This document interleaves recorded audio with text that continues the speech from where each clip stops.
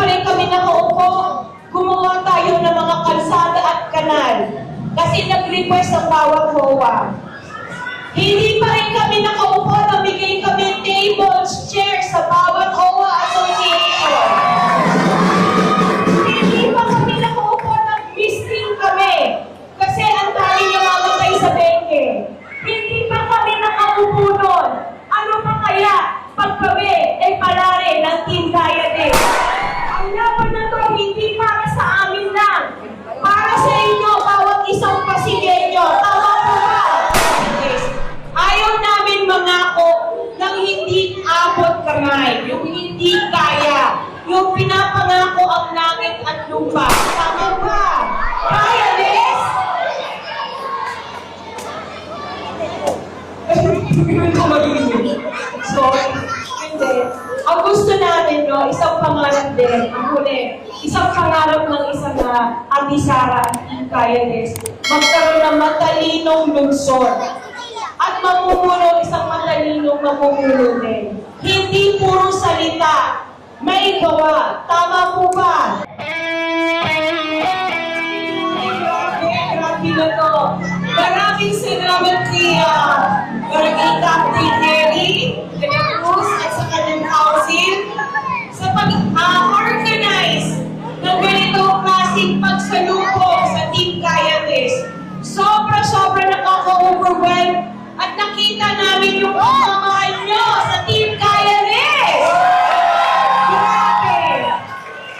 Sabi ko, parang naiiyak ako kasi ano namin supporters. Siyempre para sa isang ordinary tao na nangarap para maglingkod sa Pasig, hindi ko expected ganito ka-warm ang Barangay Rosario.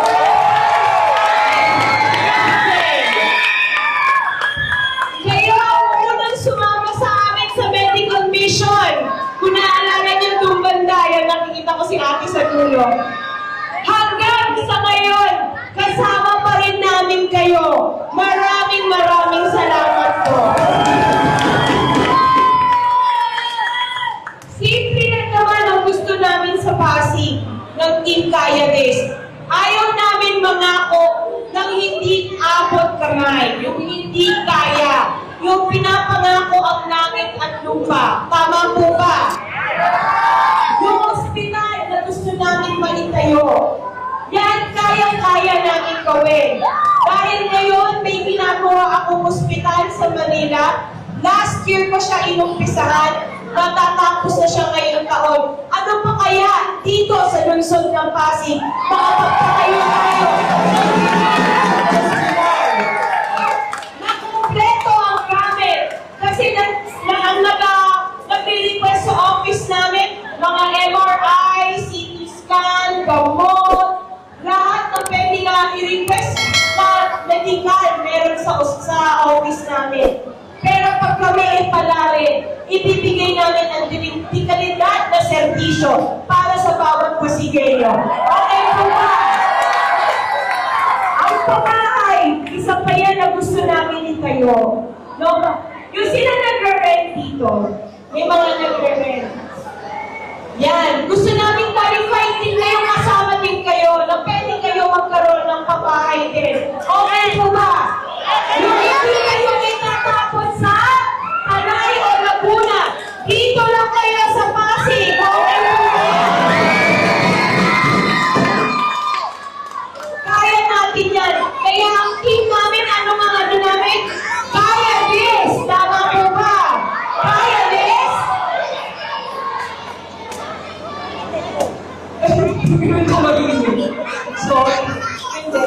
Ang gusto natin, no, isang pangarap din, ang huli, isang pangarap ng isang Ate Sara at Kaya Liz, magkaroon ng matalinong lungsod.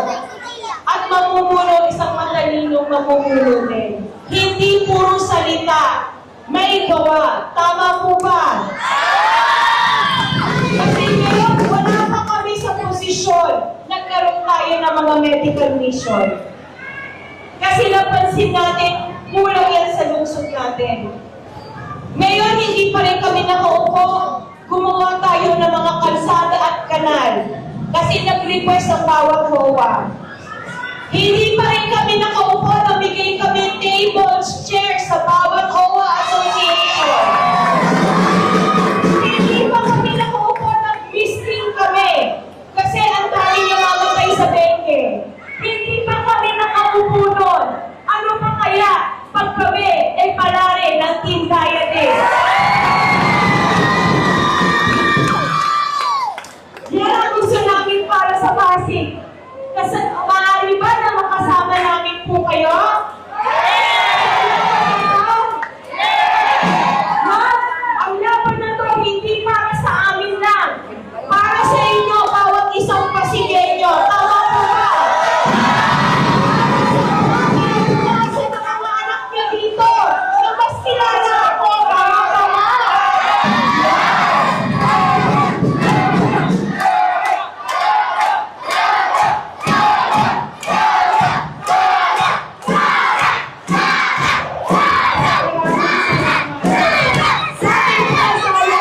Sabi ni Kuya Curly, kaya naging matagumpay ang St. Gerard Construction dahil sa mga empleyado namin. Naging hanin sila sa ilalim ng pakpak namin para makalipad kami kung nasaan kami ngayon. Isa sa #1 na construction company sa buong Pilipinas. Ngayon, hinihiling ko sa inyo, maaari po ba kayo maging hanin sa ilalim ng pakpak ng Team Diabetes?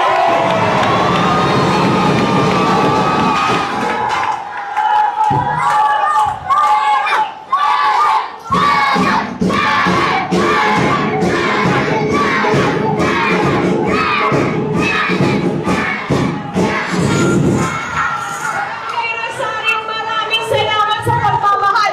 Sama-sama tayo sa laban na to. Okay po ba?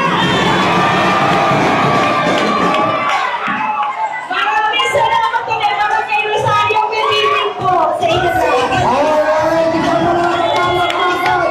Mayor Sara Vizcaya!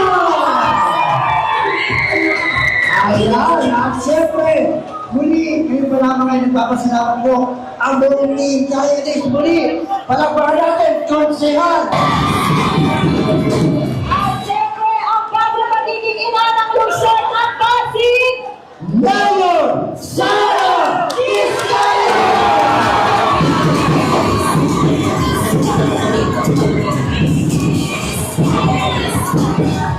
Okay.